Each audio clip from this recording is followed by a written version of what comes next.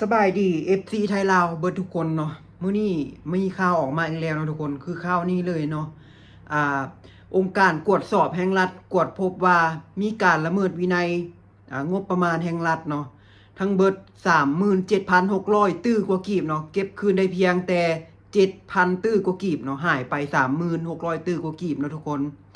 ซึ่งเงินพวกนี้นะมันเป็นเงินการซ่อราชบังหลวงเนาะเจ้าหน้าที่รัฐนี่แหละเนาะเป็นคนเอาไปเนาะแล้วเอาไปเฮ็ดหยังไปพัฒนาอีหยังเนาะเงินพวกนี้นะแทนที่มันสิมาพัฒนาประเทศเนาะ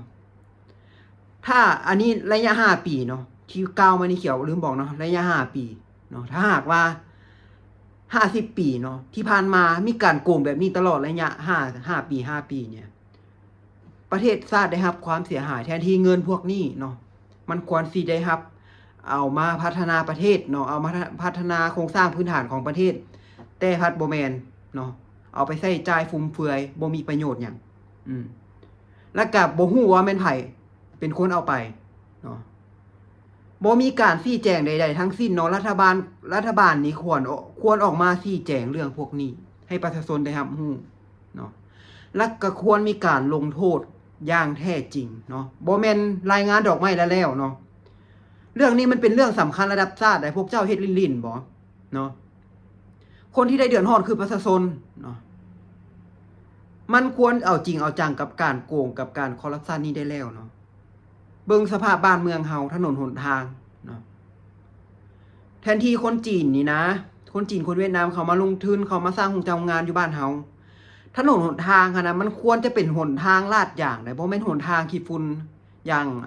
ทางแดงได้บ่แม่นได้เนาะโอ้ยเห็นแบบนี้แล้วประเทศเฮานี่มันสิเดินหน้าจังไดเนาะประเทศลาวนี่มีคนจีนมาลงทุนหลายเนาะมาลงทุนหลายโดยเฉพาะเครื่องไฟฟ้าเนาะต่างชาติมาลงทุนหลายบ่เฉพาะแค่แต่คนจีนหรอกเนาะคนไทยก็ไปลงทุนเนาะแต่คนลาวได้รับผลเต็มๆคือราคาไฟฟ้าที่มันแพงขึ้นเนาะดีบ่ดีบางคนถูกโกงค่าไฟถูกโกงค่าไฟฟ้านำเนาะเขียวเห็นแล้วป้าบ้านเฮานี่อยู่ได้จังไดเนาะเงินโกงไปหลายปานนี้นะเอาไปเฮ็ดหยังเนาะคนลาวเฮานี่ควรออกมาปกป้องสิทธิผลประโยชน์ของตัวเองบ่แม่นปล่อยให้เป็นแบบนี้เนาะประเทศลาวนี่ถือว่าส่งออกไฟฟ้าไปต่างประเทศโดยเฉพาะไปประเทศไทยเนาะแต่รายได้พวกนั้นมันไปใส่ประชาชนลาวบ่ได้รับผลประโยชน์อีหยังแท้ค่าไฟแพงอีกถูกโกงค่าไฟอีกทุกคนแล้วก็เรื่องการให้สัมปทานที่ดินเนาะ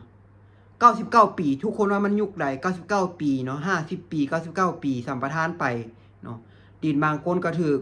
โครงการต่างๆบ่ได้รับเงินเซยๆอย่างเป็นธรรมทรัพยากรของประเทศถูกขุดค้นออกไปใช้ออกไปต่างประเทศเนาะแต่กับทางกับกันคนลาวนี่ได้รับผลกระทบเนาะได้รับผลกระทบจากการที่นำเปื้อนการปล่อยมลพิษของโรงงานบรรดาโรงงานต่างๆในประเทศลาวประชาชนคนลาวเป็นอย่างคือบ่มีเวียกเฮ็ดงานทำต้องหนีออกนอกประเทศเนาะมันย้อนหยัง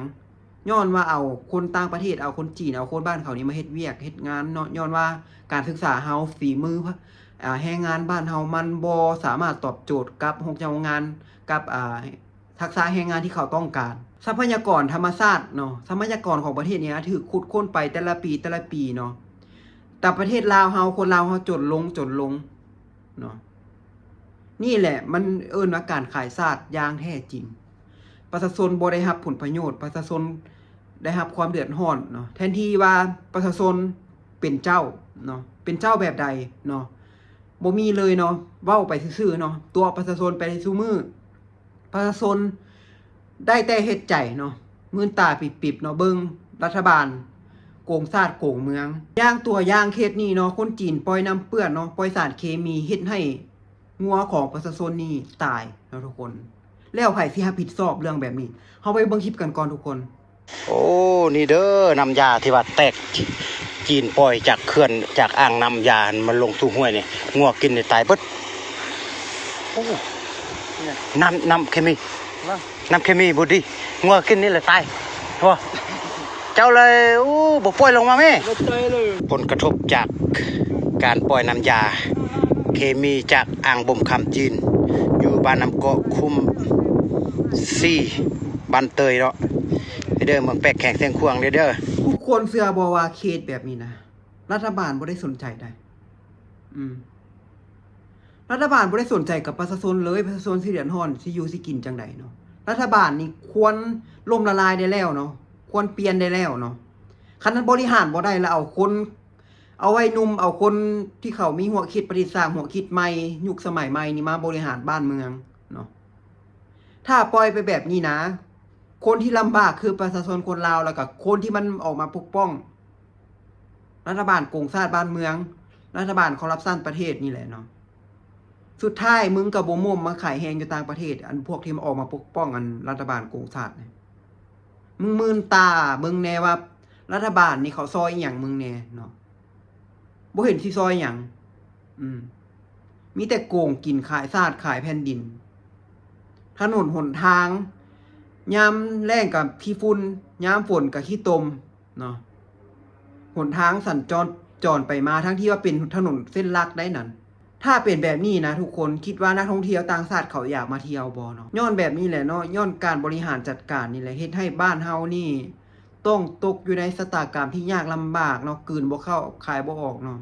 คนลาวก็ต้องดิ้นรนหนีออกนอกประเทศมาขายแฮงอยู่ต่างประเทศแทนที่ว่ารัฐบาลได้ควรดูแลประชาชนเนาะรัฐบาลมีหน้าที่หยังประชาชนมีหน้าที่หยังเนาะควรมีเนาะรัฐบาลมีหน้าที่ดูแลประชา